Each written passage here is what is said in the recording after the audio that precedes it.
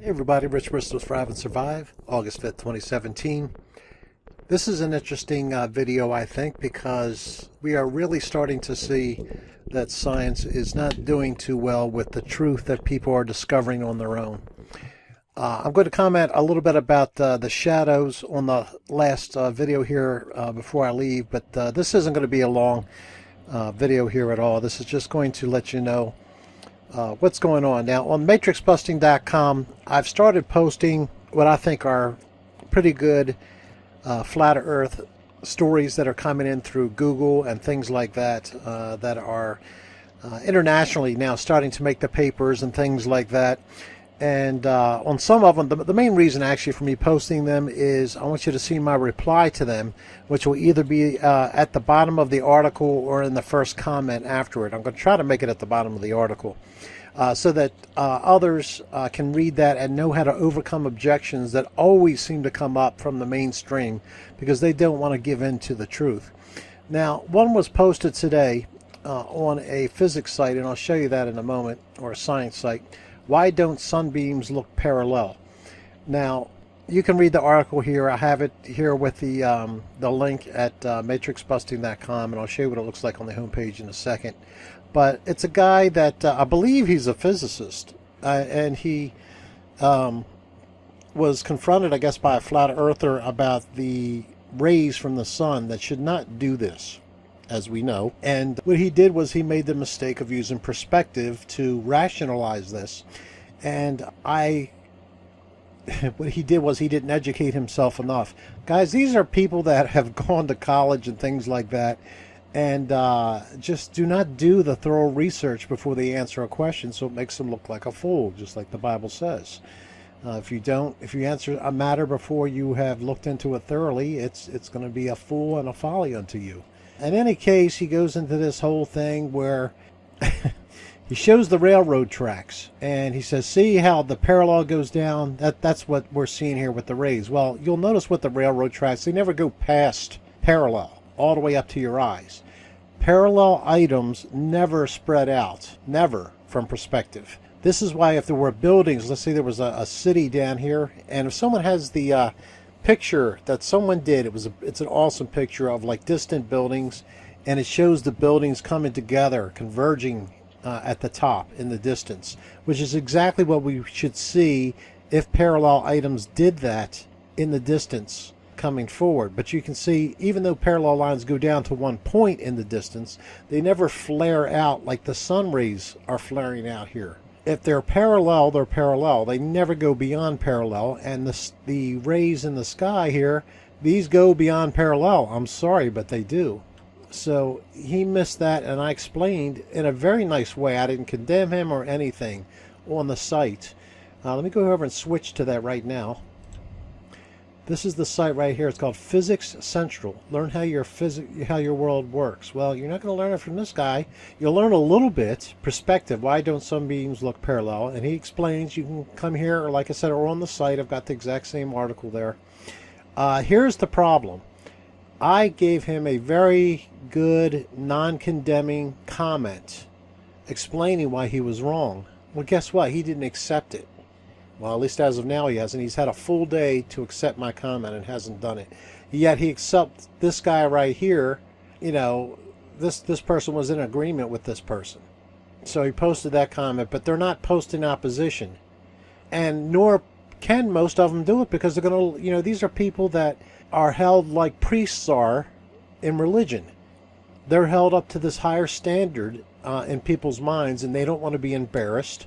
But like I said, on the Matrix Busting website, you can see my reply at the bottom. This whole last paragraph is my reply here. Now, this isn't exactly what I sent him, but it's very close. Like I said, it was non-condescending or anything like that. But let me show you one of the other ones I've done. By the way, I've got a contact form ready now on the site if you need to contact me, or if you can find that picture of the buildings that somebody brilliantly put together at the top where we don't seem them have that. It's under the home. You go home and then contact form. If you have that, or if you have any other questions for me or whatever, you can use that contact form. I'll get it. Anyway, this is that post right here on the main page. Over here is the an article that I thought was interesting. It's where graffiti is going on over in the UK. Somebody spray painted on here, researched the flat earth. And anyway, like I said, in this one, I actually responded with a comment on the matrix busting site itself. But I do not in any way condone defacing any kind of property or anything like that. That's just childish. But anyway, things that I think are important, or if I can show a good way to dismantle or give you an argument to be able to use for others for certain things, I will post them there. Guys, I'm getting 2 or 3 articles a day now about flat earth or geocentric universe, at least from Google Alerts, where I used to get 1 or 2 maybe every other week. So that is giving me a good indication of how fast this is taking off. Now let's get to the main issue here. Now, my last video here, the moon is only 70 miles wide, which, by the way, for me, guys, has gone viral. It's only been up there since the 2nd, so this is the 3rd day, and it's got 43,000 views. And of course, the way it happens is the more it goes out into the public, the more thumbs down you get, because you have people that are exposed to it for the first time and they just repel against it. But I wanted to talk about this first before I get into wait till you see what NASA is backed into the corner with. I said that a shadow cannot be smaller than the object that is casting it. And you know, guys, I've always encouraged critical thinking on this channel, and I was disappointed. I thought it was an isolated incident, but I saw 4 different people say the exact same thing, and they obviously have not thought it through. And I'm not trying to put anybody down, but I want you to think before you say things like this, because a lot of this even came from the flat earthers, where they're worried that people are going to debunk this because I said in there that if you, for example, if you pick up your foot off the ground, when your shoe is close to the ground, the shadow might be the same size as your shoe, but as you get farther and farther away, the shadow will grow. It'll also diffuse out. Again, that's coming in a future video. And that's going to be coming up here in a second too with NASA. They're going to have an issue there. But the object can never be smaller than the object causing it. And 4 different people said that, Rich, they're going to call you out on this, because if you don't pick your foot up off the ground, the shadow is smaller than your shoe. And then thank you for the person who left a comment. What do you think? The moon is on the ground? Guys, no shadow is not smaller than the object. No shadow means there's no shadow. It doesn't exist. It's not larger than or smaller than the object, because it's not casting any shadow. If your shoe is on the ground, it's not casting a shadow. The example I used was, and I'll elaborate a little bit here, if you have water in a pot and it's 1 standard atmosphere and it boils at 100 degrees Celsius, it'll boil at 100 degrees Celsius every time. And then somebody comes along and says, yeah, but that's not true, because sometimes you might not have water in the pot. It's not a good answer. If a shadow exists, and they're saying a shadow exists from the moon getting in front of the sun, it must be the same size or larger than the object. That's why if the moon is causing the eclipse, which I don't believe it is, by the way, it has to be 70 miles wide or less. It has to be, because that is the path of totality. Now, someone also said, I have 2 words for you, umbra and penumbra. Well, I have 2 letters for you, BS. Nobody can ever, ever, ever demonstrate umbra and penumbra. Now, you can demonstrate diffusion, which is a different story, but you cannot make umbra penumbra. Umbra penumbra is, they use it mostly with the moon because they really have problems with lunar eclipses, more so than with solar eclipses. But NASA, they now have their hands full with solar eclipses. The 70-mile wide here eclipse, that is the problem that they have. That the moon can't be wider than 70 miles. But this is why they have this umbra penumbra stuff. They're not showing the umbra part. The umbra would be going straight down like this from the moon.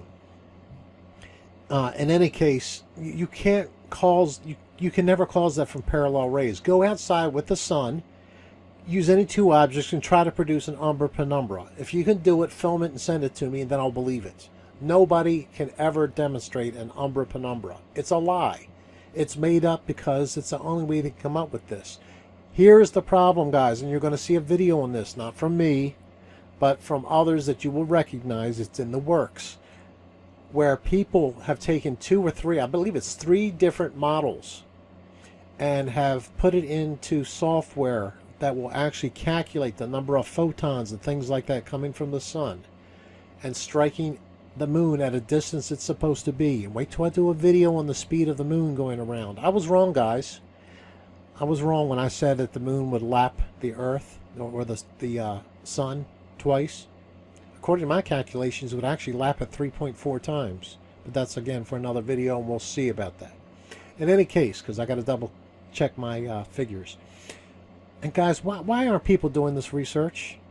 Well, that's the problem now with NASA. People are doing the research. Well, what they've discovered is there aren't enough photons to cause a shadow on the Earth from the moon at this distance. Now, if you want to demonstrate this yourself, take a very strong light, if that's what you want to use, very strong flashlight. Take a small ball, tennis ball, baseball, whatever, beach ball. That's going to be harder to do, but take a small ball and put it a pretty decent distance from any wall or object and cast a shadow. You'll see as it gets farther and farther away, it starts to diffuse to where you can't see the shadow anymore. Mathematically, this is what happens in the models with the moon being 230-some thousand miles away.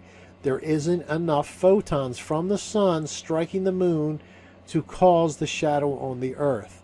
In other words, in NASA's model itself, the way they have it with the sun size, the moon size, and the distances between everything, there isn't enough to produce an eclipse shadow on the Earth. It just isn't there. NASA is under pressure. Someone has pressured them with this, so they have come out with a release. Check this out. Okay, this is from the Daily Mail. I will have a link to this article for you. They're feeling the heat, guys. The sun might be bigger than we think. Guys, this is 2017. They don't know the size of the sun. They've got all those Soho images that somebody called something something Earthwatch. Can't tell that he's sitting there looking at a cartoon. They've shown all these different things. They've got Soho satellites supposedly, and SDO, and all these different things that somebody Earthwatch is going to swear by, focused on the sun. And they got all kind of videos of transits of Mercury and Venus, and yet they can't tell what the size of the sun is. They might be wrong. The sun might be bigger than we think. NASA scientists claim this year's historic solar eclipse could prove our star is hundreds of miles larger. See, and they're only saying hundreds of miles because they look ridiculous if they say what they have to really say. And that is, well, that's interesting. And that is that it would have to be way more than hundreds of miles larger. But what they're doing is they got heat from truthers, probably about the flat Earth, that showed them that none of the models will produce light and shadow like is supposed to be on the Earth from the moon during eclipse times. You need a bigger or stronger or closer sun or closer moon. Their model doesn't work. That's the bottom line. So now they're starting to fudge things. They're under pressure. Researchers that study solar eclipses believe the sun is larger than we think.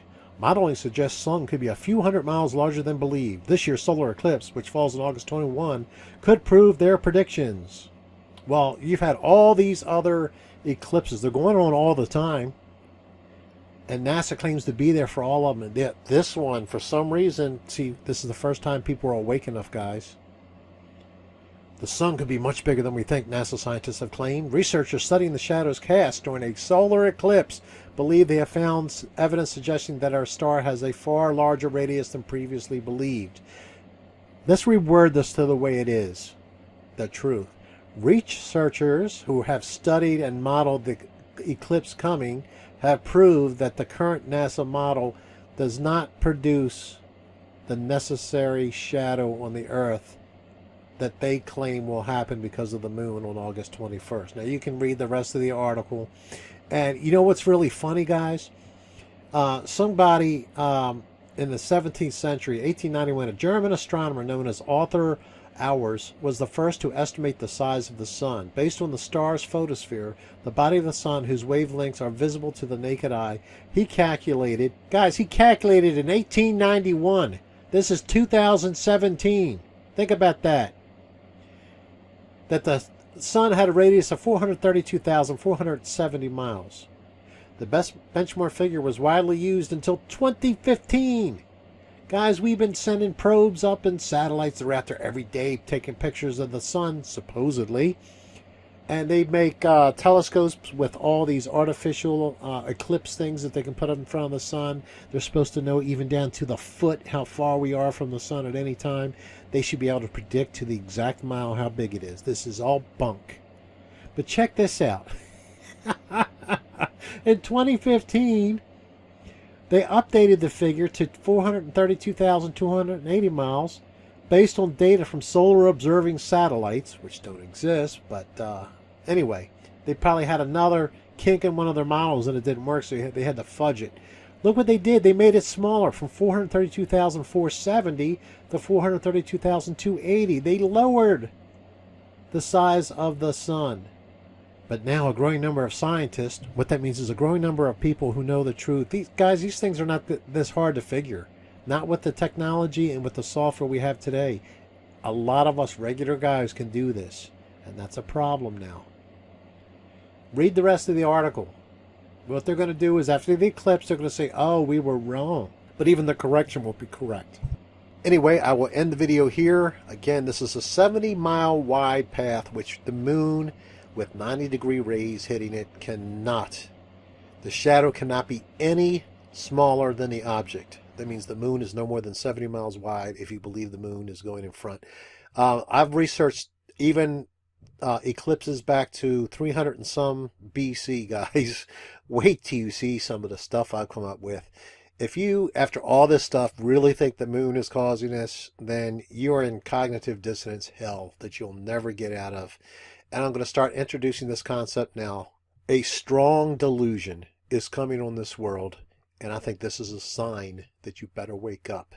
And I'm going to be talking about that more.